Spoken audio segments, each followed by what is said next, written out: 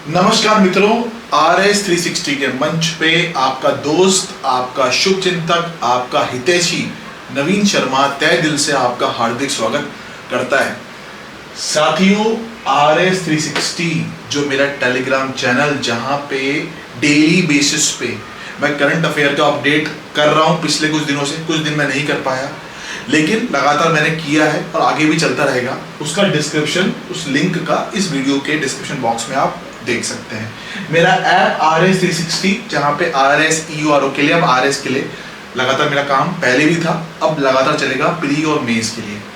और सबसे अहम बात जो अनाउंस कर रहा हूं मैं आज इस सेशन के माध्यम से, कि अब ये व्हाइट बोर्ड पे सेशन ना लेके नेक्स्ट वीक से डिजिटल बोर्ड, स्मार्ट बोर्ड पे आपकी क्लास लगेगी।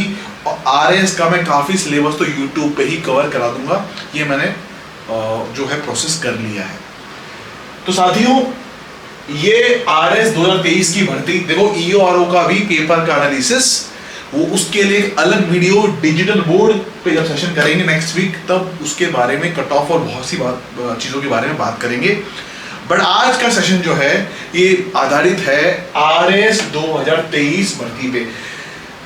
SI के बारे में लोगों ने पूछा, असिस्टेंट प्रोफेसर के बारे में पूछा, फर्स्ट ग्रेड के बारे में पूछा, उसकी जानकारी भी मैं दूंगा आपको नेक्स्ट सेशन में। लेकिन आज जो मेरे पास अपडेट, हमेशा की तरह एकदम 2-3 सोर्सेस से जानकारी जुटाने के बाद, ऑथेंटिक, एकदम ऑथेंटिक सोर्स, आधिकारिक सोर्स। EURO मैंने आपसे क्या कहा था, एग्जाम से एक हफ्ते पहले मैंने बोल दिया था आपको कि जो आपका एग्जाम है ये 2 पारी में हुआ, 2 पारी में एग्जाम हुआ। उससे पहले अनाउंसमेंट हुआ एग्जाम की डेट का, तब मैंने आपसे कहा। हालांकि RS की भर्ती के बारे में मेरा अनाउंसमेंट, जब जैसा कि मैंने आपसे कहा था कि संभावना पहले प्रोसेस होने की थी, वहां थोड़ा सा फिसला मामला। क्यों फिसला, उसका कारण भी बताऊंगा, और ये भी बताऊंगा आपको कि अब आगे क्या पॉसिबिलिटी बन रही है और कब आपका नोटिफिकेशन लगभग 100% आ ही जाएगा। तो साथियों, इंतजार इंतजार इंतजार, कब खत्म होगा ये इंतजार? कुछ क्षण और, कुछ वक्त और, थोड़ा सा वेट और कीजिए। देखिए साथियों, RS की एग्जाम जो है ना, इसमें सिलेबस मुख्य परीक्षा का विशेष तौर पे काफी विस्तृत, काफी डिटेल्ड है। उस समुद्र में से आपको मोती निकाल के लाने हैं। तो साथियों, मैं एक लाइन से शुरुआत करूंगा। अभी अंधेरा है, कल सवेरा हो जाएगा। तू मेहनत करते चल, कल तेरी सफलता का सवेरा भी आएगा। तो साथियों, यहां पे इस पूरे RS की भर्ती 2-3 साल में एक बार आती है। अब आप लोग UPSC की तरह नहीं है कि हर साल कैलेंडर निकल, हर साल वैकेंसी आ रही है। इस साल अगर किसी कारण से असफल हो गए तो अगले साल दोबारा मौका मिल जाएगा बैठने का, तुरंत, इमीडिएटली। ऐसा यहां होता नहीं। तो इसीलिए उसी जिस मौके में आपको बैठने का मौका मिल रहा है, उसी में आप सिक्सर मारने का प्रयास कीजिए। और सिलेबस मेंस का विस्तृत है, मेंस में नंबर नहीं मिलते हैं, उसके लिए आपको बहुत ज्यादा प्रैक्टिस करनी पड़ेगी, लिख लिख के, तभी नैया पार होगी। तो साथियों, सबसे पहले हम कुछ बातों पे बात कर लेते, कुछ मुद्दों पे बात कर लेते हैं। जैसा कि मैं हमेशा आपसे कहता हूं कि हितधारक और स्टेक होल्डर्स इस पूरे RS भर्ती में कौन कौन है? DOP, डिपार्टमेंट ऑफ पर्सनल, यानी कार्मिक विभाग, आपका चहेता RPSC, ये जो आयोग है, हालांकि प्रश्न चिन्ह लगे, मेंबर पकड़ा गया, वो सब आपको मालूम है, पर इस भर्ती का राजस्थान में तो यही करता धरता है। और उसके अलावा डिपार्टमेंट विभाग, तो क्या होता है कि जो विभाग है ना, जो डिपार्टमेंट है, जहां पे रिक्त पदों की जानकारी, चाहे वो आपका कॉमर्शियल टैक्स डिपार्टमेंट हो, चाहे वो आपका तहसीलदार सेवा हो, चाहे SDM के पोस्ट हो, चाहे DSP का पद हो, महिला एंड बाल विकास मंत्रालय हो, डेयरी वाली जो अपनी कोऑपरेटिव सर्विस है वो सेवा हो, टूरिज्म डिपार्टमेंट हो, पर्यटन वाला जो विभाग है वो सेवा हो, और तमाम सेवाएं जो DOP आप जब भरेंगे, DEF, डिटेल एप्लीकेशन फॉर्म आप जब भरेंगे मुख्य परीक्षा के बाद, तब आपको ये चीज समझ में आएगी। मुख्य परीक्षा से पहले जब DEF भरते हैं कि मेरी प्रेफरेंस ये है, मुझे ये भरना है, उसके अकॉर्डिंग।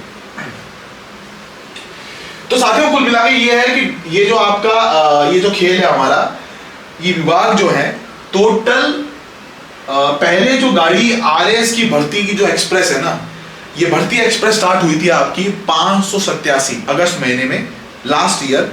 587 पोस्ट पे अभ्यर्थना डीओपी से आरपीसी भेजी गई थी और लगभग लग रहा था कि भर्ती आ जाएगी नवंबर दिसंबर तक, जैसा कि मैंने आपसे कहा। लेकिन जब प्रोसेस डिले हुआ तो सरकार ने निर्णय लिया कि यार अब तो डिले है, हमारे रहते भर्ती कंप्लीट नहीं हो पाएगी, तो क्यों ना इस साल 2023 की भर्तियों को, पदों को भी इसमें सम्मिलित कर लिया जाए। और उस निर्णय के बाद में जनवरी के अराउंड 720 पद हो गए थे आरएस भर्ती में। फिर सरकार के आदेश के अनुसार डीओपी ने निर्णय लिया, सरकार ने निर्णय लिया और डीओपी को आदेश दिया कि आप जितने भी विभाग हैं उन सबसे पूछो कि 23 में कितने पद और रिक्त हैं, उसकी जानकारी हमको मुहैया कराओ। तो जो मुझे जानकारी मिली आज एकदम ऑथेंटिक, लगभग 35 विभाग से, 35 डिपार्टमेंट से दोबारा से मांगा गया, थर्ड टाइम मांगा गया कि आप हमें रिक्त पदों की जानकारी दो, जो रिटायरमेंट हुए हो चाहे खाली हो जैसा भी। तो इन 35 विभागों को जो डेडलाइन दी गई थी आपकी, वो शायद अप्रैल की थी, जो डेडलाइन ओवर हो गई। लेकिन कुछ विभागों ने अभी भी रिक्त पदों की जानकारी नहीं भेजी, इनको रिमाइंडर भेजा गया, ठीक है, एक बार और रिमाइंड कराया गया, उसकी तारीख भी कुछ मई दी है। लेकिन जो बातचीत हुई उसके अनुसार लगभग डिपार्टमेंट्स अब भेज रहे हैं, कुछ एक बचे होंगे वो भी भेज देंगे। प्रेशर पड़ा है, चीफ सेक्रेटरी मैडम की मीटिंग हुई है, गहलोत साहब की मीटिंग हुई है, तो जो बजट में अनाउंसमेंट 1 लाख भर्तियों को किया है वो सब कैसे पूरा होगा, समय बहुत कम बचा है। तो साथियों, ये जो 35 विभाग की जो जानकारी थी ये डीओपी को लगभग मिल रही है और ये डीओपी कार्मिक विभाग की तरफ से पूरी तरह से ये चीज निकल के सामने आ रही है कि जो नोटिफिकेशन है आपका प्री एग्जाम का और प्री एग्जाम और आखिर में मेन एग्जाम, तो नोटिफिकेशन जो है ये आपका जून लास्ट या जुलाई के स्टार्टिंग दिनों में आ जाएगा। जो जवाब मुझे मिला उसके अनुसार जून लास्ट नहीं तो जुलाई में आपका विज्ञप्ति आने के चांसेस लगभग अब तय हो चुका है। देखिए, डिले जो होना था हो चुका है, ठीक है, भर्ती तो आएगी ना, ये तो है नहीं कि 23 से भर्ती निकालेगा नहीं, भर्ती निकालेगा। अब भर्ती जो है आपकी, जो हम उम्मीद लगा रहे थे दिसंबर की, जनवरी की, ठीक है, उसमें पद में बढ़ोतरी को लेके फाइल लौटा दी गई, दोबारा प्रोसेस किया गया और लंबा चौड़ा खेल हो गया, ये बात एकदम सही है। लेकिन ये आपकी जून लास्ट या जुलाई तक आपकी नोटिफिकेशन है, विज्ञप्ति जारी हो जाएगी, ये पूरी तरह से अब दिख रहा है। जो काले बादल थे वो साफ हो चुके हैं और बारिश हो सकती है। अब अगला सवाल होता है कि ठीक है, जून जुलाई तक नोटिफिकेशन आता है, प्री एग्जाम कब होगा? जो आरपीएससी का ट्रेंड रहा है, कभी कभार उसने पिछली बार भर्ती में तो 2 महीने का टाइम, 2 ढाई महीने का टाइम दिया था, पर नॉर्मली ये 3 महीने का टाइम देता है नोटिफिकेशन निकलने के बाद। अब कुछ लोगों का सवाल होता है कि सर इसमें तो सितंबर में आपकी आचार संहिता लग रही है, मॉडल कोड ऑफ कंडक्ट लग जाएगा, तो क्या भर्ती आ जाएगी? मॉडल कोड ऑफ कंडक्ट लगने से एग्जाम होने का कोई ताल्लुक नहीं है। आचार संहिता जब लगती है उस दौरान आप अपॉइंटमेंट, ठीक है, नियुक्ति पत्र नहीं दे सकते हैं। एग्जाम कराना नहीं कराना इसमें कोई इशू नहीं है, कोई हर्डल नहीं है किसी भी राज्य में, चाहे केंद्र सरकार की नौकरी हो चाहे राज्य सरकार की सेवा हो। तो मोटा मोटा जुलाई तक अगर विज्ञप्ति आती है तो 3 महीना अक्टूबर तक आपका प्रिलिमिनरी एग्जाम कंडक्ट हो जाएगा, ठीक है। और फिर मुख्य परीक्षा, क्योंकि आरपीएससी क्या है, मेंस एग्जाम में 4 से 5 महीने का टाइम देता है प्री के बाद में, और नई सरकार आएगी तो स्वाभाविक तौर पे, अब सरकार कौन सी आती है ये भी देखने वाली बात होगी, पर जो भी सरकार आए ये मान के चलिए कि मुख्य परीक्षा आपकी मार्च 2024 तक होने के चांसेस बढ़ रहे हैं। और अभी तो सरकार जाती भी सरकार है, जाता हुआ समय है, तो उनकी प्राथमिकता अलग है, पर जो सरकार चुनकर आती है, ऐसा देखा गया आमतौर पे, वो भर्तियों को थोड़ा जल्दी करवाती है। तो मार्च 2024 तक आपका ये मेंस एग्जाम हो सकता है, प्री एग्जाम अक्टूबर तक, और नोटिफिकेशन की जो बात है वो एकदम स्पष्ट किया डीओपी ने, जून लास्ट या जुलाई तक आपकी विज्ञप्ति आ जाएगी, ये लगभग कंफर्म है। मैं फिर भी इसमें कुछ संशोधन होगा तो मैं अपडेट कर दूंगा आपको पहले ही। इसमें संशोधन कुछ होता है, जानकारी ऑथेंटिक मिलते ही मैं आपको अपडेट करूंगा। हालांकि मुझे इंफॉर्मेशन 2 दिन पहले मिल गई थी, मैंने टेलीग्राम चैनल पे आपको अपडेट दिया था, लेकिन चक्कर क्या था कि मुझे री-वेरीफाई करना था, रीकंफर्म करना था, इसलिए वेट कर रहा था और मुझे आधिकारिक तौर पे सूचना प्राप्त हुई। अब एक सवाल और आपका साथियों की पोस्ट कितनी रहेगी। देखिए साथियों, पोस्ट जो है, ये जो आरएस की भर्ती एक्सप्रेस है ना, जो 587 पोस्ट से स्टार्ट हुई थी, आज की तारीख में 900 क्रॉस कर चुकी है। लगभग सभी विभागों में कुछ कुछ सीटें बढ़ी हैं। हो सकता है एसडीएम की पोस्ट में भी कुछ सीटें आपकी बढ़ जाएं, ठीक है, जो एक अच्छा एक आपके लिए संकेत रहेगा। तो साथियों देखो, 900 प्लस सीटें दिखने में तो बड़ा फिगर लगता है, लेकिन वास्तव में सीटें ज्यादा नहीं होती हैं। ये आपको ही मालूम है। कितने लोग एग्जाम देते हैं, कितने प्री पास करते हैं, 15 गुना, और वो सभी लोग अपना आंसर लिख कर आते हैं मेंस कॉपी में, और ये सभी लोग ये सोचते हैं कि अच्छा लिखा है, सिलेक्शन होना चाहिए। बट आखिर में सिलेक्शन होता है या नहीं होता है, दो ही बातें होती हैं। तो जब तक आपको अपनी मंजिल नहीं मिल जाती, समय आ रहा है। अब मुझे समझ नहीं आता कि नोटिफिकेशन आने के बाद ही मैं पढ़ूंगा या पढ़ूंगी, ये अप्रोच एकदम गलत है। अभी तो आपके पास गोल्डन टाइम है। इस समय का सदुपयोग करते हुए आप अपनी कमियों को दूर करो, लिखने की प्रैक्टिस करो, मेंस की प्रैक्टिस करो। प्री के हिसाब से भी तो तैयार रहना है, मेंस की प्रैक्टिस भी करनी है। देखिए साथियों, एक छोटी सी बात बोलूंगा आपको। मैंने कल परसों को डॉक्यूमेंट्री देखी थी, उसमें माइकल फिलिप्स 2008 का बीजिंग ओलंपिक 2008 का बीजिंग ओलंपिक में माइकल फिलिप्स जो था, उसने 8 गोल्ड मेडल जीते थे। 8 गोल्ड मेडल्स एक सिंगल ओलंपिक में माइकल फिलिप ने जीते थे। तो पत्रकार ने उससे पूछा, एक न्यूज रिपोर्टर ने, कि आप तो बहुत लकी हैं, एक साथ एक ही ओलंपिक में 8 मेडल, वो भी गोल्ड मेडल। लोग पूरी जिंदगी तरसते रह जाते हैं एक सिंगल गोल्ड मेडल लेने के लिए।